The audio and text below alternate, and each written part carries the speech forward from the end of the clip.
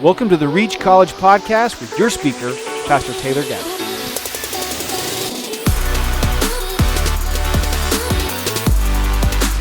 You need to ask yourself, am I a professor of faith or am I a possessor? How many of you still have a plan B?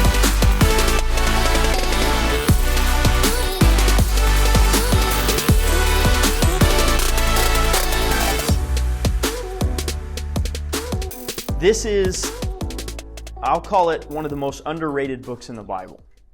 Ruth kind of gets passed by sometimes. There's a number of scholars who have done works on redemption and totally skipped over Ruth, which is unwarranted because Ruth has elements of redemption in it that help us understand what Christ eventually does. And without a good study of the book of Ruth, we can't even see it correctly.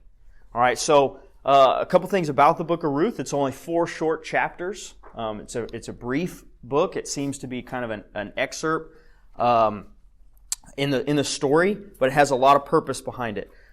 One thing that's odd about this book, it doesn't put a lot of emphasis on God. We know in the book of Esther, God is not even mentioned, right? And in Ruth, God seems to be only in the background. There's no miraculous acts like crazy miracles. And what the author's actually doing is, he's got a few things going on. He has a theological purpose. One of the things he's doing is he's showing us God's interaction with our decisions. He's showing us that what the things that we're doing, the actions we're taking, and how God is the one orchestrating these things and even working through us, right? So this book allows us to see, in your average life, I think miracles happen more often than we realize, but in your average life, you don't always see clearly God's actions and how they interact with what you're doing. And sometimes we kind of struggle with how much am I supposed to do and how much does God do? And Ruth is a great book for this because it's going to show people who are just doing the next thing, making their own decisions, their own plans, their own actions, but acknowledging even that God is the one orchestrating all this and making it all happen. See, the Jews thought that God worked divinely through miracles and through events, but that He also worked through order in the universe. So, for instance, laws. The laws of the land were something that God had orchestrated in order to bring events about, and these were two sides of the same coin. God was no less involved in miracles than He was in just your day-to-day life and in the rules and the laws that you had to follow. So, let's talk about tension. In the Bible, there's often this theological concept with two equally opposed wrongs, right? And God is oftentimes in the middle of this. So the tension that we're going to see in this book is, do I make my choices? Am I responsible to be the one who decides what I'm doing and has to go do it? Or do I just sit back and trust God and let Him orchestrate it? Let Him take care of it? And the answer is both. The answer is this weird contradiction that God is always in between two logical extremes that are both equally right and equally wrong. Am I responsible or do I trust God? Yes. That's how this works, and we're going to see that in the book of Ruth. Oftentimes, wherever you are in that tension, God is trying to push you back towards the middle. If you're over here and you're like, well, I got to do something. I'm responsible. God's only going to help me if I'm doing something. God's trying to get you back towards a place where you trust Him. And if you're over here and you're not doing anything because you're just waiting on God to handle it, God's probably trying to get you to move and do something. There's a tension. There's also a few themes in Ruth that I want you to be aware of as we start. One thing is God's provision moment by moment. God provides for Ruth and Naomi and everybody involved step by step in the big and the small. This book is actually read at Pentecost throughout Jewish history. Why? Pentecost was the festival of first fruits. It was the festival of the harvest. It's when they recognized God's provision. So every year at the festival where they recognized God's provision, they read a story that to them screamed out about how much God provides. So that's how this book was not underrated by the ancient Israelites. It's only been underrated in recent times, really. Another thing we need to talk about is the hesed, or the social contractual family love. This is an interesting concept. It's kind of this idea. Israel had codified really social justice, not the way we think about it, but this idea that we take care of each other. We act out love, right? And so what we're going to see is that there is this real love in action, and there's actually a system built to orchestrate it, right? And all the characters in this story are aware of it. We're going to see the kinsman redeemer. All right. I want you to know that this is probably the concept that you have to take away from Ruth. The Old Testament is constantly teaching us who Christ would be. That was the whole point. Every character we see in the Bible is demonstrating something about Christ. Well, without Ruth, we get an incomplete picture of redemption, right? So to redeem something is to purchase it, right? If you redeem, a coupon or something, you're purchasing something with that voucher, right? So to redeem is to purchase, and this oftentimes has slavery language. That's where we get to the New Testament, and Paul is all the time saying, I'm a slave in Christ. I'm a slave with Christ. And we're bought as slaves by Christ, but here's the thing. Christ didn't just save you in a cold kind of monetary transaction. He didn't just purchase you like one purchases an apple. The point of Ruth is that the kinsman redeemer is someone who redeems out of love. And without Ruth, we miss the personal aspect of Jesus' redemption of us, because he is in love with us, because he actually cares about us. The other feature of the kinsman redeemer is this: he has a right to redeem you. That's a huge piece, because if you think about somebody who purchases something, you only have the right insofar as it's for sale and you have the money. God is the only person who could pay for you, but he had the right to do it. And that is a key aspect that we're going to see in Ruth. And then the last element of this is that the entire Old Testament is establishing a genealogy. A genealogy all the way from Adam to David, and from David to Jesus. It's one long string. That's what connects the whole story underneath. And this is an important piece of that genealogy, showing how God continues this march towards David. Let's look at Ruth chapter 1, starting in verse 1. Now it came about in the days when the judges governed that there was a famine in the land, and a man of Bethlehem in Judah went to reside in the land of Moab with his wife and his 2 sons. The name of the man was Elimelech, and the name of his wife Naomi. And the names of his 2 sons were Mahlon and Chilion, Ephraithites of Bethlehem in Judah. So they entered the land of Moab and remained there. Okay, the first thing we see is the setting. It's happening during the time of the Judges. Okay, that's important. The Judges is considered one of the darkest points in Israelite history. Repeatedly through the time of the Judges, if you don't know this, the book of Judges is essentially written to illustrate why they end up with a king. Because they're showing the chaos and the darkness of the time in the lands during the Judges, and they repeatedly say this phrase, and everyone did as they saw was right. And they're illustrating that there's no moral code and justice system. There's only every now and again these judges that rise up and say, this is what God wants from you. But it's a dark time. It's a period of raids and war and famine, which brings us to famine. Famine is often a tool of God's judgment. A lot of times in the Old Testament, God would pull back his provision for a time to cause the people to come back to him. It's a form of discipline, right? It's caused the people to cry out to God. And this famine seems to be caused by war. Now, the only implication that we have for that is when you see the famines that happen, for instance, with Elijah during his ministry, that famine goes outside of Israel. Like when he travels to a neighboring country, they're also in famine.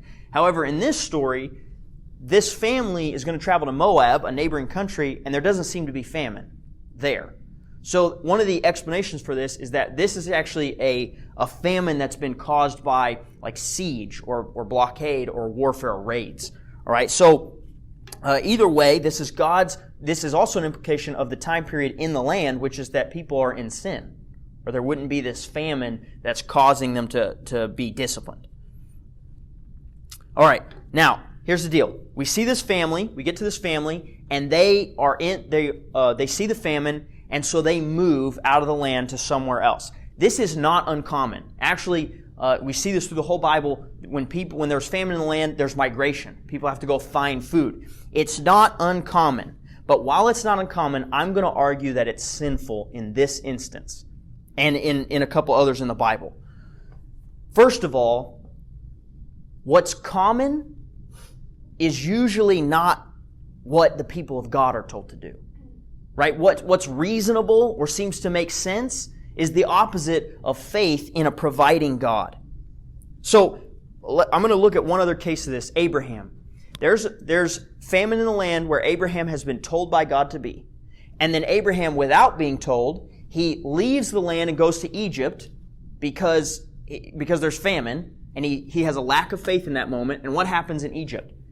He gets into trouble with the Pharaoh. He ends up acquiring Hagar, who causes him a lot of trouble later. And there's the most striking thing about it is God doesn't speak to Abraham until he comes back to where he's supposed to be. Right? So God's people are called to have faith in their situation that God is going to provide and not to just pick up and kind of take care of themselves. So that's what we're seeing right now. This family, they should have stayed with God's people. They're apparently well off because when Naomi comes back at the end of this chapter, she's going to say, I left and I was full. So they didn't even necessarily need to leave. They had plenty, and they're apparently some of the only people that did leave. Because when they come back, everybody knows them. Everybody's still there. So how did those people make it through the famine? There were people that stayed at their place, at their home, and trusted on God to be faithful. Right? So this family, there's bad times. I think that the idea that they're well off lends itself to greed. If you're doing pretty well and you realize like we're about to be squeezed for a time, and it's tempting to go, well, why don't we just go somewhere else? We don't have to lose anything we already have. And that appears to be what this family has done, is that they've picked up and they've moved somewhere where they don't have to be squeezed. They don't have to trust God. They can just maintain what they have. Not only that, but they move to a hostile nation. They move to Moab, a long-running enemy, and depending on where we are in Judges, it's kind of hard to determine this, but depending on where we are in Judges, Moab may or may not be subdued by Israel at this time, but regardless, the hatred between Moab and Israel, it maintains itself through the entire Old Testament. Even when Moab's not a nation anymore, their race hates Israel. So they decide to move into Moab, and then it says they remained there. This is a key phrase, remained there. They didn't just go there for a little bit of relief. They've started a new life. This is not a vacation. This is not a temporary thing. They have picked up and they have planted in a nation that is not worshiping God. Right? The people of Moab worshipped Chemosh. Chemosh was like Moloch or any of these other Canaanite gods that took child sacrifice. So they have moved into enemy territory. They took up residency with sin. This is something that we need to focus on. Residency with sin. An apathetic approach. They decided to just stay in their sinful place. Oftentimes, I run into people who seem to be trying to pull back towards God, saying, I don't want to be here, I want to do the right thing, I want to go this direction. But so many of us sometimes, we've just taken up residency in our sin. We're just sitting right where we're not supposed to be, and we're content with that. Right? So then, let's look at what happens. Or at the end, right, the husband dies. He's going to die not at home. Not in the promised land. Not where God has him. We don't have a promise of tomorrow, and when he stayed in apathy and took up residency in sin, that's where he passes away. And that's the end of his part in the story. Look in verse 3. Then Elimelech, Naomi's husband, died, and she was left with her 2 sons. And they took for themselves Moabite women as wives. The name of one was Orpah, and the name of the other Ruth. And they lived there about 10 years. Then both Mahlon and Chilion also died, and the woman was left without her 2 sons and her husband. Okay, listen. There's a whole other sermon here that's probably not applicable to the college class about raising your children correctly. Right? They move out to take up residency in sin and live in another culture, and then what happens? Israel has been commanded not to marry foreign women.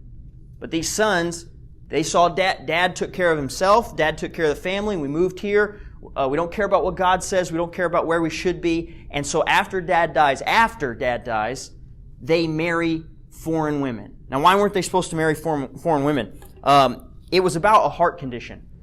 There's tons of times in the Bible that Gentiles become Israelites. So that's not uncommon, but that's not what's happening here. So that's a matter of faith. That's a heart condition of somebody saying, I want to worship the God of Israel. And we're actually going to see that later. But what's happening here is that they're making the same mistake that Solomon makes, that so many of the kings in 1st and 2nd Kings make, which is that they marry someone who then takes them away from God. Right? Ahab marries Jezebel, and what does Jezebel do? She teaches him to worship false gods, to worship idols. So this happens over and over again in the Bible. Balaam, the prophet in Numbers, actually teaches the Moabites that the best way to undermine Israel is to get them to marry Moabite women. And then they'll stop worshiping their God and they'll worship the Moabite god. So this is a long-running theme in the Bible of a stumbling block, right? So these 2 young men, they marry, and then they live there for 10 years. Again, they didn't just pick up to get a little relief from the famine. They've just switched their life. They're staying there. And then the disaster completes itself. They die, and now, in the story, we have 3 women, and they're all widows. And that's where we're going to see what God begins to do. God, by the way, oftentimes lets really bad things happen to us to draw us back to Him. Discipline is designed to turn us, right? And so I want you to notice the timing of what happens next. Look in verse 6. Then she arose with her daughters-in-law to return from the land of Moab, because she had heard in the land of Moab that the Lord had visited His people by giving them food. So she departed from the place where she was, and her 2 daughters-in-law with her. And they went on their way to return to the land of Judah. But Naomi said to her 2 daughters-in-law, Go, return each of you to your mother's house. May the Lord deal kindly with you as you have dealt with the dead and with me. May the Lord grant that you may find a place of rest, each one in the house of her husband. Then she kissed them, and they raised their voices and wept. Okay, so the famine is over, but notice the timing of that. God lets the famine end right as the person who will make the decision to return is the only one left. None of the men who were content to be in the wrong place, doing the wrong thing, are left. And God times it so that Naomi will then say, well, there's food back at my home. I'm going to go that way. Here's the key part of this. The rest of the story doesn't happen without God's intervention right here. God initiates everything else that follows. So when you read this story, it's easy to see God kind of taking a back seat. But the reality is, the whole story depends on God. It doesn't even occur or unfold without God intervening at a perfect time. God initiates these circumstances. All right, so they set out. I think that they set out and the 2 daughters-in-law go with her, and then they're going to have this conversation about whether or not they should go back after they've already begun that direction. I think that part of this is that Naomi already knows. She has in her head the conversation she's about to have, but if they have it at home, there's a temptation for Naomi to stay put. She's set out and she's determined, I'm going. And after she gets a little bit away from home, where the comfort and the ease of just staying put is now behind her, she turns to these girls and she says, you should turn back. Now, the key is the way that she does this, it's very polite and official. This is not a casual thing. What she's actually doing is she's breaking her duty to them. She has a responsibility to them because they're in her household now, and she's actually handing them off to God. She's saying, I can't take care of you. I'm a widow. I have nothing to offer, and I'm giving you back to God. She says a weird phrase. She says, go back to your mother's house. This is weird. It's only 3 times in the Bible. The rest of the time, it's back to your father's house. But the implication of go back to your mother's house is this. Go back to where you can find love and eventually get remarried, right? So the implication is not just go be provided for, but go with the hope of a future. That's why she tells them, go back to your mother's house. And then she says, and God bless. No hard feelings. I'm not upset. I'm not mad at you. I hope you're not mad at me. Go have a better life. And then look at verse 10. However, they said to her, no, but we will return with you to your people. But Naomi said, return, my daughters. Why should you go with me? Do I still have sons in my womb that they may be your husbands? Return, my daughters. Go, for I am too old to have a husband. If I said I have hope, if I were even to have a husband tonight and also give birth to sons, would you therefore wait until they were grown? Would you therefore refrain from marrying? No, my daughters, for it is much more bitter than for me than for you, because the hand of the Lord has come out against me. And they raised their voices and wept again. And Orpah kissed her mother-in-law, but Ruth clung to her. Okay, there's only women in this scene, so it's highly emotional. I'm just kidding. I'm sorry. There's only women in this scene, and they're saying these goodbyes. Listen, what happens here is that Naomi actually breaks the official, polite, formal portion. She steps away from the way she's supposed to say, leave me, and now she's actually making a case for it. She's saying, look, it doesn't make sense for you to follow me. I don't have anything to offer you. See, what she's referring to is that in Deuteronomy chapter 25, God lays out the way that relatives were supposed to take care of the widows in their family. So if you were married to a man and he was to die when you didn't have children, then his brother was supposed to marry you and give you children so that his family line could continue. One of the worst things in Israelite culture was for a family line to fail, to die out. And so they had provisions against this. And what Naomi is saying is, I don't have any more sons for you to marry. And on top of that, even if I had a husband and a kid tonight, you'd have to wait for him to grow up. It doesn't make any sense. I have nothing to offer. And even if I did, it's still a bad idea. She's painting a bleak picture of her future because she's trying to convince them this is not the route that you should go. And then she gives this final statement of grief. She says, God has come out against me. But I want you to understand, at this moment, this is still a grief statement. This is not a theological implication. She's going to think this out after her journey and give another statement like this. But right now, she's kind of only halfway there. God is against me right now. She's in grief. It's more of just an acknowledgement of bad circumstances. Look at verse 14. Oh, I'm sorry. I already read verse 14. But here's what verse 14 talks about. It's a crucial comparison. When times get tough, what does Orpah do? She leaves.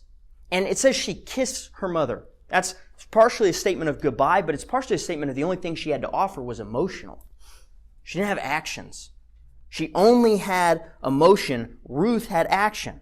Lots of people, I read some people this week when I was studying for this that try to justify Orpah. They say, well, she was doing the smart thing and she was told to do it, so it's command. It's not sinful, it's just sensible.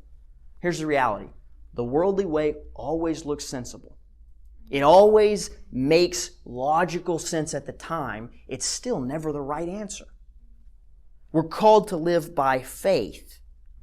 It has to be sin, because the next thing Naomi is going to claim is that what does Orpah do? She's going to say she went to her false gods. She went back to her idols. She went back to her gods. Right? So there's no justification for Orpah. Well, she did the smart thing. That could make sense if you said, well, she did the smart thing and she continued to worship the Lord. But that's not what happens. She goes back to comfort. She goes back to her normal way of life, and she continues to live in the way of her people. So whether or not it's a malicious act is not on the table, the issue is it's still not following God. It's still the wrong answer. Here's what happened here. You see the difference between a professor of faith and a possessor of faith. This is a huge difference. Lots of people profess faith right up until things get hard. But people who possess faith, they have actions when things get hard. You need to ask yourself, am I a professor of faith or am I a possessor of faith? Am I ready when stuff gets difficult, when times get hard, to actually live this life, to have actions, or am I going to fade away and just do what's comfortable, what's familiar? Look in verse 15. And the people, man, I am just reading all over the place today. Then she said, "Behold, your sister-in-law has gone back to her people and her gods. Return after your sister-in-law." But Ruth said, "Do not plead with me to leave you, or to turn back from following you. For where you go, I will go, and where you sleep, I will sleep. Your people shall be my people, and your God my God. Where you die, I will die, and there I will be buried. May the Lord do so to me, and worse, if anything but death separates me from you." When she saw that she was determined to go with her, she stopped speaking to her about it. Okay, so she gives her one last urge. Go back to your life of comfort. Now, something that has to be in Naomi's mind is, you're about to be a widow, but not just a widow, you're about to be a widow in a foreign land. Listen, to be a widow was the highest form of destitute and poverty in the ancient world. Women couldn't provide for themselves. But not only that, you're going to be a widow among strange people. People who are not your family, they're not your kinsmen, they don't know you. So she's trying to get her to go back. And then Ruth is going to give a statement of faith that has 7 parts to it. There are 7 statements right here in Ruth's kind of poetic, I'm not leaving you. The first one is, don't ask me to leave. She's saying, don't tempt me to do something that's evil. The first thing she deals with right off the bat is the temptation. Don't even let me think about the alternative. That's not what I want. The second thing is she says, where you go, I'll go. This is reckless abandon. I talk about this all the time. Listen, the life of faith is a reckless one. You have to recklessly follow God. When it doesn't make sense, that's when you have to follow God all the harder. Because the world is only going to offer you the opportunities that seem to make sense. So she's recklessly abandoning her life. She says, where you sleep, I'll sleep. She's saying, I'm going to share in your discomfort. Listen, are you trying to get comfort in this world? Here's my question. When do you want your comfort? Do you want your comfort now? For this short period of time that James calls a mist? Or do you want it for eternity? Ruth had a godly perspective about when she wanted her comfort. And she says, right now, if you're miserable, I'll be miserable. I'm going to bond to you. Then she says, your people shall be my people. This is a statement of burning bridges. She is saying, I am no longer with the Moabites. I am no longer with my old family. I'm going to be a part of your people. This is burning bridges. Listen, how many of you still have a plan B? Because if you have a plan B to following God, if you have an alternative, if God doesn't come through, that's an anchor. That's holding you back from following God, from seeing mountains move, from seeing provision. You have to burn that bridge. You have to get rid of plan B. There is no plan B. There is only following God. That is the only option. And then she says, your God will be my God. This is the crucial moment. This is the statement of faith where we see who Ruth is on the inside. She is unable to do anything else she's going to do in this story without this God being her God.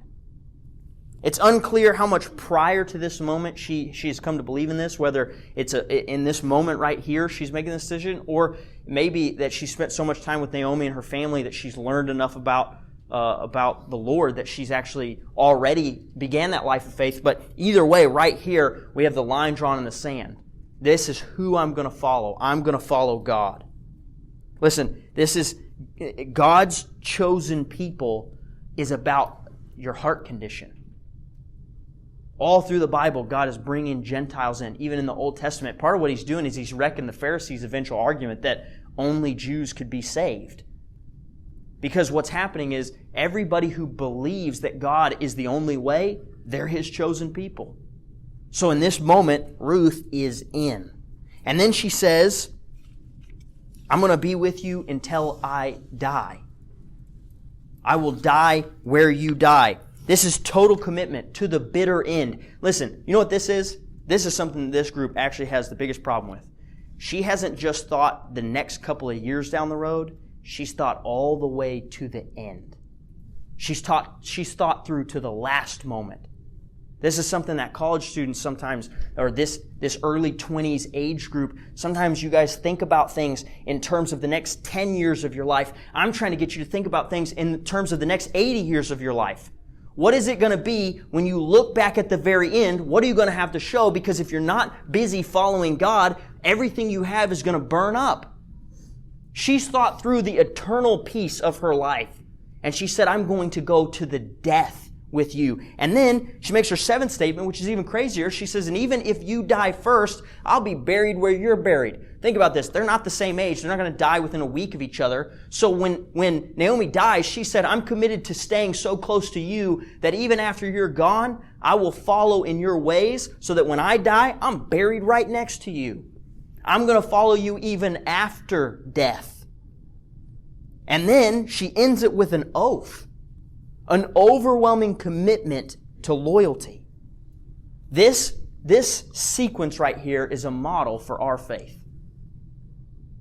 It's inspiring, and it wasn't lost on ancient Israelites that this comes from a woman. Women were not considered to be great heroes of the faith in the ancient times, and yet here we are seeing the model for how we should follow God, and it's coming from a woman of faith. James says that the Bible's like a mirror. And what he means is that when you look into the Bible, you should see how far you fall, and you should adjust your life based on what you see. He says, if you don't, it's like looking in the mirror, seeing something's wrong, and just walking away and forgetting about it. This is a mirror moment. Look into Ruth's commitment to faith and ask yourself, where am I standing on this? Am I committed to God to this extent? And if you're not, now that you've seen yourself in the mirror, begin to change. Adjust to what you see as the right answer. She's so determined that Naomi just drops it. She's like, all right, well, I guess you're coming with me. So they head out. Look at verse 19. So they both went on until they came to Bethlehem. And when they had come to Bethlehem, all the city was stirred because of them. And the woman said, is this Naomi? But she said to them, do not call me Naomi, call me Mara. For the Almighty has dealt very bitterly with me. I went away full, but the Lord has brought me back empty. Why do you call me Naomi, since the Lord has testified against me, and the Almighty has afflicted me? So Naomi returned, and with her Ruth, the Moabitess, her daughter-in-law, who returned from the land of Moab, and they came to Bethlehem at the beginning of the barley harvest. Okay, so they come back to Bethlehem. Bethlehem's what you might call a cow town. It's a small backwoods area. If you've ever lived in a cow town, everybody knows everybody. Kind of like Bixby. But if you ever lived in a town that small, everybody knows everybody and everybody knows everybody's business. It's been 10 years. She comes back and everybody knows who she is. Everybody is shocked that she's back. They're happy she's back. They've missed her. She's apparently had some kind of good reputation. Naomi, her name means pleasant. And what does she say? She says, call me Mara, which means bitter. She's come back defeated. Some of you in this room have this story. If you know my story, you know I have this story. I went away full, and I came back bitter. But God is going to do a work of redemption. He has designed for Naomi to come back. And even though she comes back bitter, He is going to fill her up. And she's going to realize how much the name Mara doesn't fit her. Now, she says again that God has afflicted me. But this time she includes a second statement. She says, He's testified against me. Okay, so she's had time. She's grieving, but she's had time to think through this. And she says, yeah, God is afflicting me, but it's something I did that's wrong. It's something in my life that has caused this. Now, here's what I'm not trying to get at.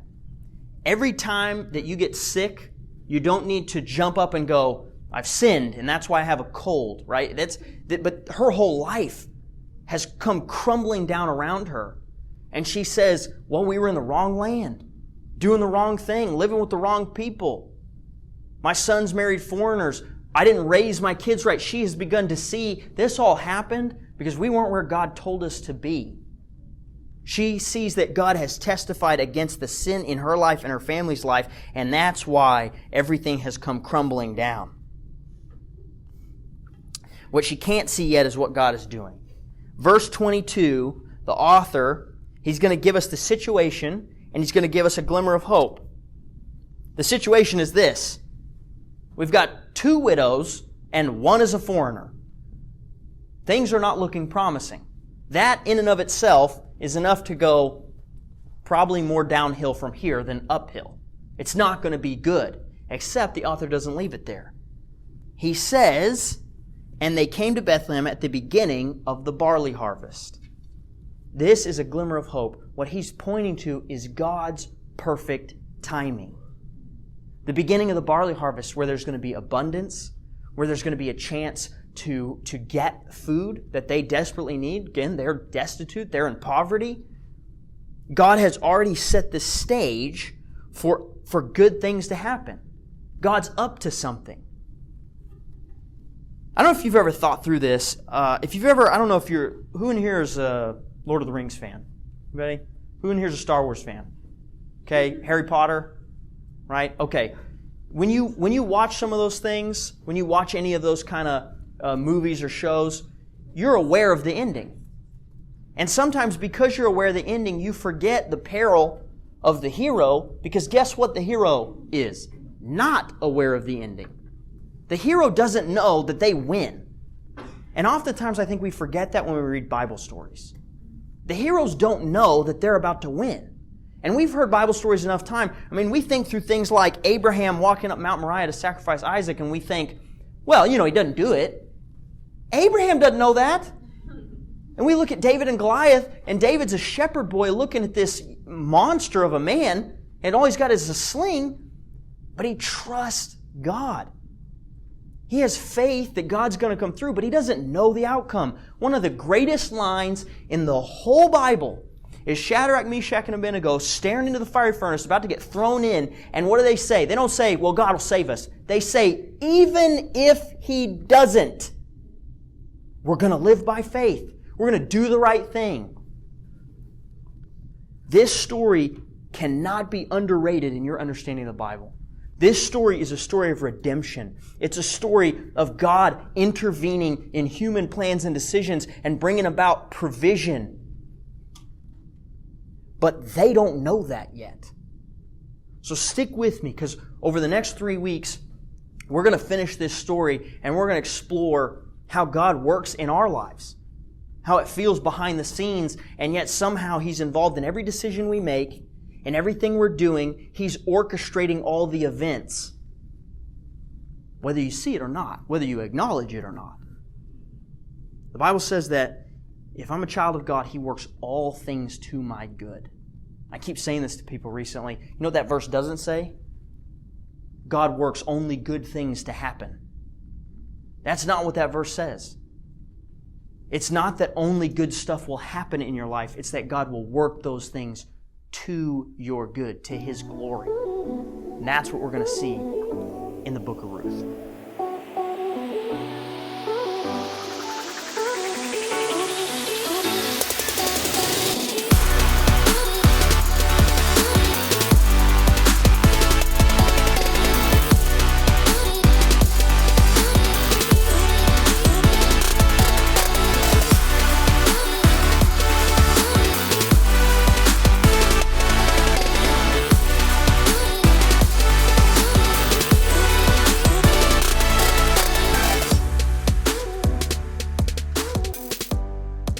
Hey guys, this is Philip Jackson, pastor to young adults at Evergreen Baptist Church. I want to invite you to come to Reach. We meet every Tuesday night at 7 p.m. at Evergreen Church in South Tulsa, just east of Mingo on 111th Street. The mission of Reach Tulsa is to cultivate a young adult community that's defined by real transformation and the sincere pursuit of a godly life through training in biblical disciplines, personal development, and intentionally transitioning into independence as mature members of the body of Christ. If you enjoyed this episode, please be sure to like and subscribe to our content. We're available on Spotify, Apple Podcasts, and wherever you find your favorite podcasts. Reach Young Adult Ministry is a part of Evergreen Baptist Church in Tulsa, Oklahoma. For more information and additional lessons, please visit our website, evergreenbc.org.